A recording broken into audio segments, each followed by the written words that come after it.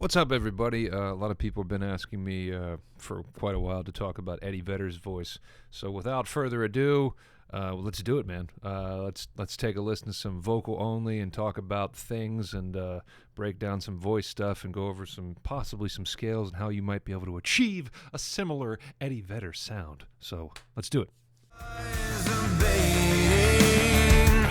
And I tried so hard to heal this wound, this pain I feel. Okay, I pulled up a bunch of different videos because when we're talking about somebody's voice that I like, it can be hard to just pull up, like one video and be like, yeah, that's really neat. So people always talk about these voices I make too, and they're like, oh yeah, the John C. Reilly voice. I'm not trying to sound like anybody when I make these stupid voices. They're just that. So first of all, I pulled up Even Flow. Most of the questions I'm going to get are probably going to be about vocal distortion and things like that. Like, how does he do the hard stuff? Always, like anything else, if you have not built any foundation whatsoever in terms of singing, but you just want to do that, you might find it, or you might find something that works, but ultimately you got to build some kind of foundation. It's kind of similar to the age of YouTube and any other way where somebody's like, I'm going to pull up how to build a garage. And like they have no idea how to do drywall or how to do framing or how to do a foundation. So there are things that you should do to get there. But experimentation is always something you should be doing. You should always be trying to figure out new things you can do and, trying out stuff, which is the spice of life. It's the spice of life. So Eddie Vedder, of course, I'm gonna talk about his voice changed across the years, but let's start off with this even flow thing here, and I'll break that down a little bit. I'm not warmed up. I don't tend to get warmed up just so I can sit here and do this kind of stuff, but I can still tend to mimic this kind of stuff or kind of teach about it. So let's do it. Even flow, vocals only. Freezing, rests his head on a pillow made of concrete again. Oh, feeling, maybe he'll see a little better Saturdays. So one of the first things I notice that's not going to make everybody happy is how great his support is, how much he's using his support. And most people that I teach and most people that I've taught throughout the 13 years of teaching do not have that great of a handle on support. I was just teaching one of my friends, Mike from my band Vegas Nerve, and really got to go hang out with him in Nashville and really start to tap into that with him. And he was like, oh man, I've haven't been doing this at all. And it's not too big of a deal, but it's gonna so much help exponentially for you to actually figure out what support feels like and how to use it. Saying that, what launched me into doing all these vocal lessons, vocal analyzing, and all that kind of stuff, the first video I made, because of how important this is, was what does diaphragmatic support feel like? So if you're having trouble with that or you feel like you don't know if you support, because you should know, look that up. First video I put on here about that kind of stuff. Anyway, the reason he's pushing into these things and they sound very connected is because you can hear his support and you actually hear somebody's body more when they're supporting. So instead of just processing your voice and analyzing your voice from your speaking voice in your head and your timbre right here, you're starting to hear more of your body. You're starting to hear more of this stuff, which makes it richer, which makes it more dynamic, which makes it more intense in a way and personal because you're hearing more of the person's story from their body and not just here. So really quick, I've done this plenty of times, but if I just take a note like this in speaking voice, and then I start to add, try to see if you can hear the difference between these muscles and this stuff going on down here, these muscles.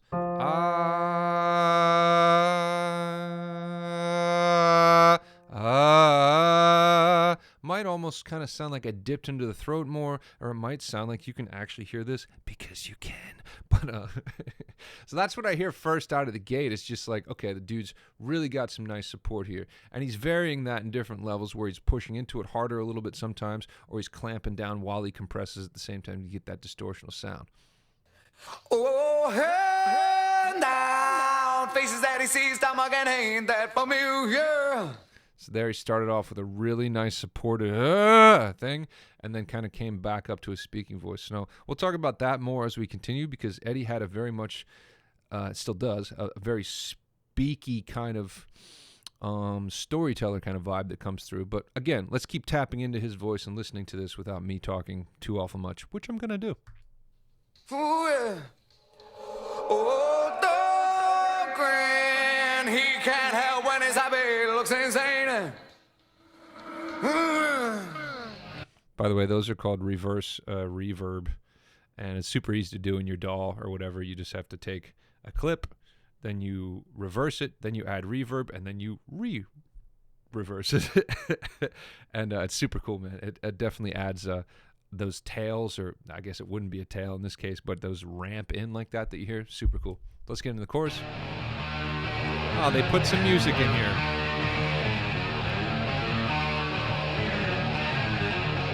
Here we go. Even flow, thoughts arrive like butterflies. So many times when I hear people mimic people that have some version of distortion in their voice, especially like Led Zeppelin or something, they go way over the top of the distortion. They don't process that. So a lot of times these people are very close to distortion. They get a little bit of distortion and just a little bit of grit, but they're in a place that's very close to the grit. Meaning he barely distorted it all through that line, but most people think about it like powerfully, like, yeah, I'm going to fucking blow my head off with like this kind of thing. But let's listen to that again. He had it just barely on a couple little parts right there. Even flow, clean. Thoughts arrive like butterflies. He got it a little bit, butterflies. He had it just a little bit right there, right? Oh, we don't know, so he chases them away, yeah. So right there, we have distortion, but we also have him pushing his vocal break. Because that's high. And I pulled up an example of him doing this now so we can reference that later too. But my vocal break, for example, is the first note that he continues to hit in the song, F-sharp 4. Freezing, rest his head on a pillow. Oh, it's right there. So that's where my voice naturally wants to give me that business. Give me the business. But he's going, which I can do as well. But we'll get into that further. But anyway, you can hear his voice is kind of starting to come apart a little bit there. He's compressing. He's pushing down in it, though, and holding things together. But again, nice support. Sounds super powerful. And, this is such just an iconic song.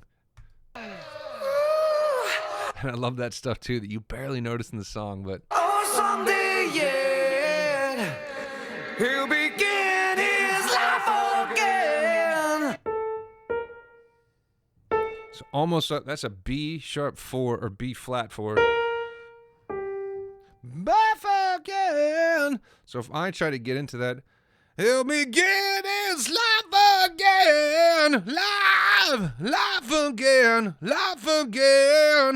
Oh! That note is high, and he's really kind of getting up there. And you can tell that if he was to continue kind of hitting that probably throughout the night, it probably would get harder and harder because he's really kind of getting up there, grabbing hold of that. It's not necessarily like the cleanest, most perfect life again or something. It's love. It's really grabbing a hold. Life again. So I don't want to keep everybody here for too long. Let's get into another verse, and maybe we'll jump across a couple different things. Life again. Healing. Looking through the paper though he doesn't know to read. So, okay, let's talk about how he's getting distortion with E. E usually brings the larynx up a little bit, but E is also spreading us horizontal. E, but a lot of times it'll help us in terms of finding distortion. Not always the healthiest way to sing, especially when it gets high. If you know anything about this kind of stuff, we know that the E vowel is the worst vowel that there is because it's spreading things horizontally and it's going E and it's pulling into the jaw, things like that. Either way, when I was learning how to do false chord distortion, like that, the E vowel was the easiest to do. E, A, I, E. It just tends to kick these in very easily. He's using a combination of upper distortion, upper palate distortion, and false chord distortion. But and sometimes it gets a little bit muddy. You can't really tell. But if I go E, and I keep driving from down here, I can easily kick that in.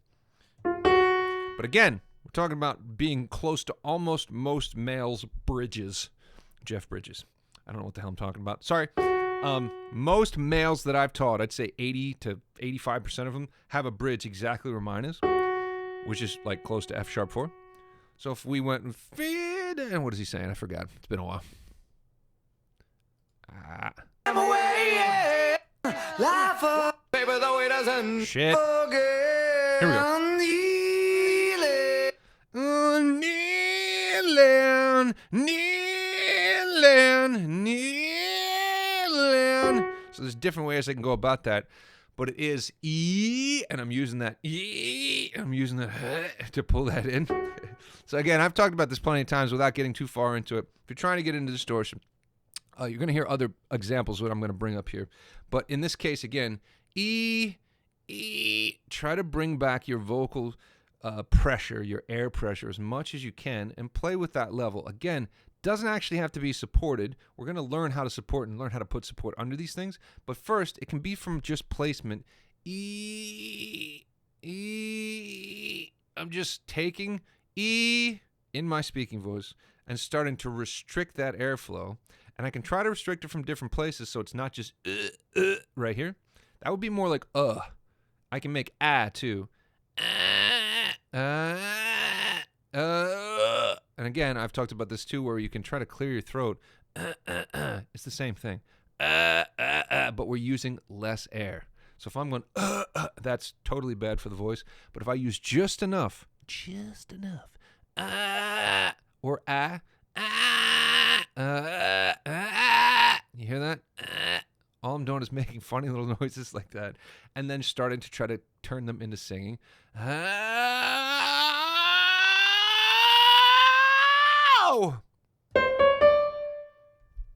Let's continue. Looking through the paper, though he doesn't know to read. By the way, if you can't sing kneeling, we would turn it into nailing because we'd be opening vertically. Nailing,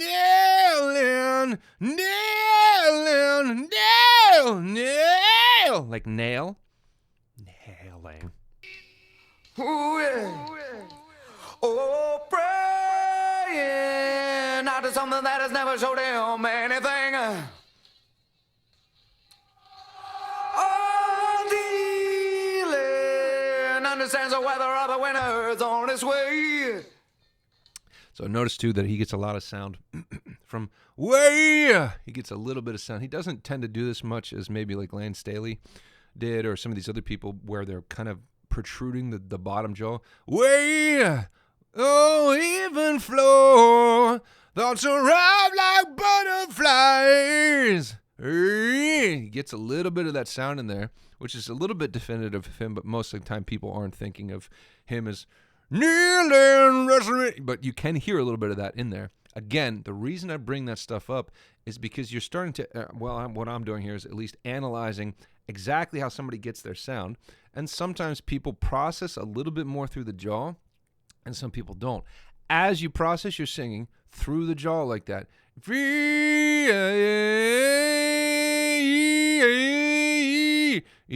you hear that kick in? There's literally muscles in there that are just barely kicking into my voice that are starting to color my sound, but they're also starting to go and grab a hold. Like, do you need me, bro?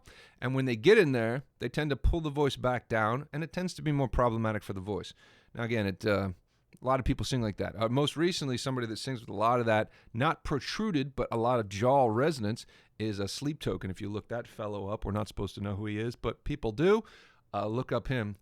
I would try to sing one of his songs. Maybe people don't know who I'm talking about. Anyway, we'll continue on, but I want to show some other references. Like I said, I want to show his actual speaking voice, how it's changed through the years, etc. Oh, See how that E is hard to do again for him? Oh, ceiling. few and far between, all illegal, all's the same. Okay, really quick right there. Listen to that support under it. The flow of all the words is coming right from that rude support the whole time. Few and far between, all illegal, all's the same. Yeah. So it's not few and far between, and it's not just up here. It's a continuous push down the whole time. So we'll do one more chorus. Yeah. See a little bit of it there. Yeah. Even flow, thoughts arrive like butterflies. Oh, we don't know. Oh, I love that sound though. Whether it's healthy or not, when the voice breaks just a little bit to grab a hold of that first note, you heard that? You heard that kind of crack into it? Oh, we don't know. So he chases them away. Someday, yeah, he'll begin his life again. Yeah. Oh, whispering hands gently lead him away. I love that too, man. How much he gets quiet and then comes right back to the heavy and then kind of quiet. He's kind of getting to that whispery part. So anyway, a lot of different things I could say about that there. But let's pull up Temple of the Dog. Let's talk about the difference between Chris Cornell's vocals, his storyteller vibe, and the difference between Eddie Vedder's vocals and that kind of storyteller vibe he had. So we'll start off with just randomly picking a spot here. I think there's like no reverb in this, or I don't know. It's YouTube. So this is Chris. Bread from the mouths of decadence. What I want you to listen for is where the sound lives in their mouth while they're doing this. But I can't feed on the powerless when my cup's already overfilled. Yeah. Yeah. So we have more of a backwards placement. I can't feed on the powerless when my cup's already overfilled. So we have less enunciation, more relaxation kind of up here. Yeah. And kind of more of this face. Again, sometimes if you're mimicking Chris Cornell, and again, I've made videos about that too, it helps to push and pretend that you have a bigger upper lip and everything's kind of going to there. I can't feed on the powerless when my cup's already overfilled. So I'm kind of making this face. But, you know, obviously tremendous. And now let's get to Eddie. Don't mind stealing bread from the mouths of decadence. So we have a little bit more upfront, a little bit more enunciated, and a little bit more intentional with the words. So as Chris, in a way, and this isn't just a comparison, you know, video trying to make a difference between them, Chris was more kind of based on melody, and it seems that Vedder's voice is a little bit more based on the intention of what he's saying. So kind of more, I can feed on the powerless when my cup's already overfilled. I can feed on the powerless. So we have more of a wind instrument type of vibe. I can feed on the powerless. Yeah, I can feed. So it's some like, in terms of physicality, one of them would kind of have their head down and be more relaxed. And one of them that would be grabbing hold of the mic and trying to tell more of a story like this. Can you get a little bit of that vibe? I think this goes into the... Keep going, come on. Well, I can't feed on the powerless when my cup's already overfilled. So that was all jaw. Can you hear that in there? Interesting stuff to note. Again, if you're going for a sound like this, there's so many dorks that I grew up with that are like, fucking Eddie Vedder's voice. Anybody could sing like that. Not even close. Not even a little bit. Tremendous voice. From the distortional high stuff he does in certain songs. And as a songwriter and as a vocalist and as a performer, the ground the dude has covered and stuff has been absolutely amazing. But yeah, without making this video too long, let's see what they sound like doing even flow. Now, this is 2022. I think they were a half step down, maybe a whole step. So even flow is, let's see, is D.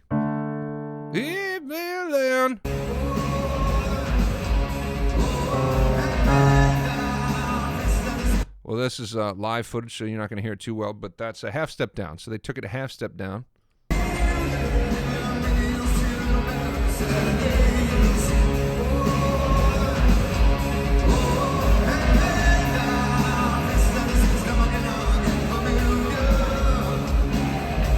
Let's get to a chorus.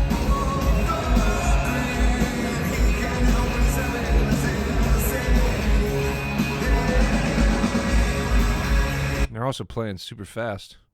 That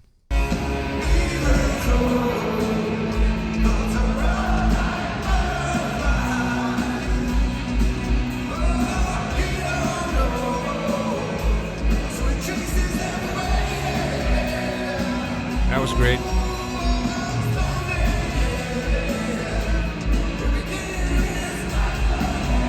So he's skipping some of those parts. I don't know when they did this in the set, but he pulled away in a couple different parts. And like it's a half step down. He can probably still do it, but again, some of these things pushing right close to the bridge over and over, and how many years they've been doing this and how much older he is now, some of the shit might be harder. But speaking of that, really quick, here's just a random interview, 1994. Let's listen to his voice then, and let's listen to his voice now, and just how it's changed. His voice, by the way, if you ever hear him in an interview, he's got the kind of voice that could put, a baby to sleep. Like, his tone became so much richer as he got older, and it just sits down here, and it's just warm and wonderful. And it was here too, but let's listen to his voice here.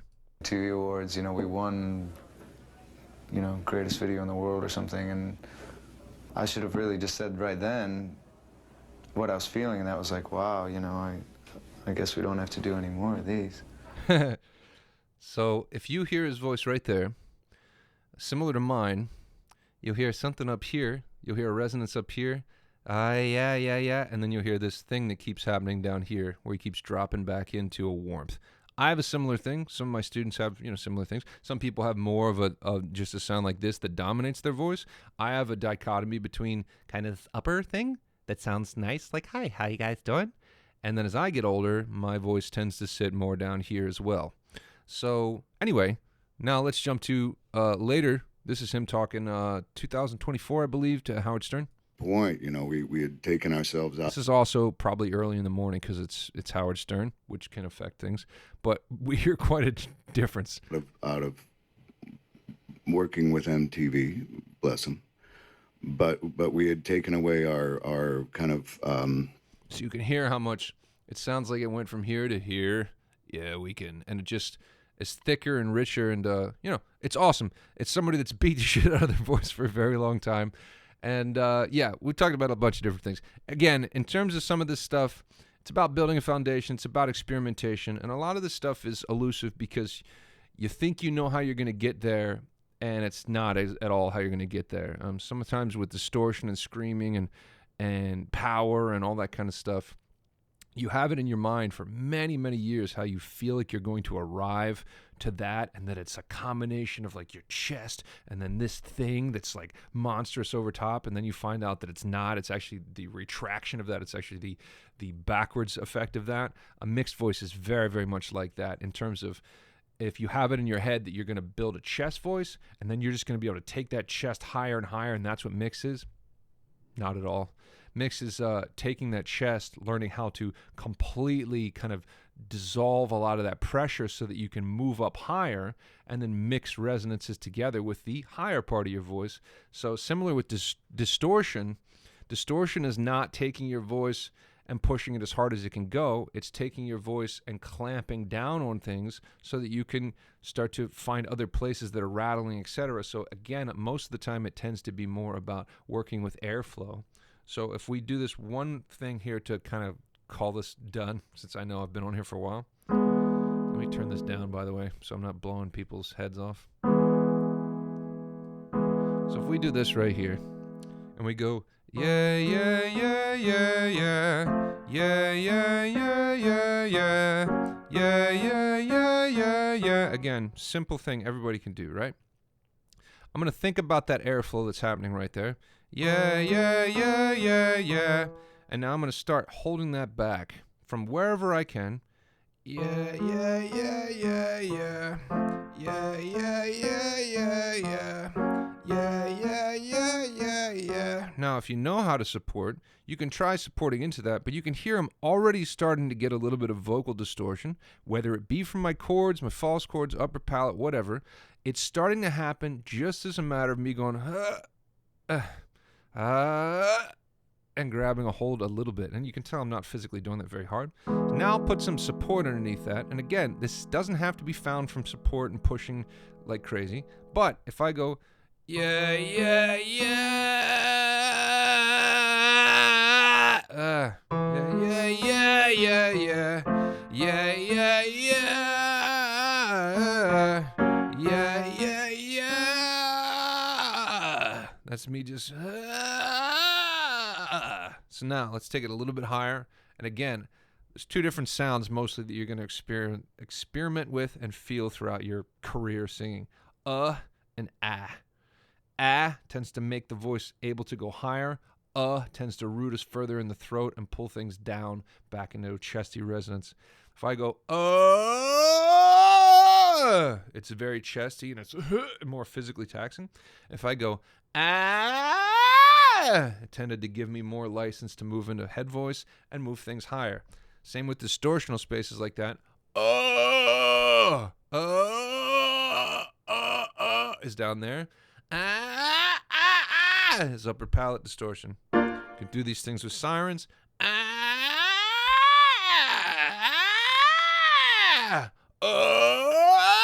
It's much more difficult. But anyway, it's all about airflow. Eddie Vedder's great. You're great. Thank you for joining me. Let's make some more videos after this.